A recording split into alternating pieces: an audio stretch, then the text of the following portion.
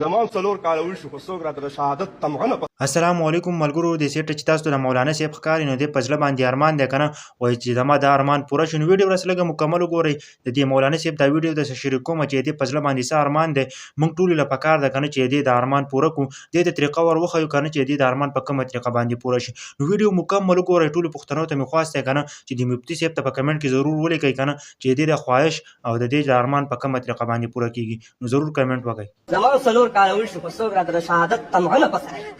زما راخوا دې خوا مرګونه نه پر ډاکټر صاحب زمون خو نه د خوښه خو مولوي صاحب د شهادت د مرګ ډېر غټ ارمان دی نو مولوي صاحب وایي په موږ یې لمبول دی او بخښنې د الله کار دی لار به راته موږ سمه وورځې به پې ته د شهادت مرګ به ګرنټي د ټولو ناول به دا کار وکړي چې په منبر به د حق وینا شروع کړي دویم نمبر به دا کار وکړي چې د مړ فرعون ابو جهل او یزید نه به واوړئ او د جمدو فرعونونو ابو جهل او یزیدونو طرف ته به راواوړئ د دې مرګ به ګرنټي او د شهادت د مرګ به تا تصور هم نه کړی چې دا دومره زر او دومره په اسانه باندې میلاویږي انسان ته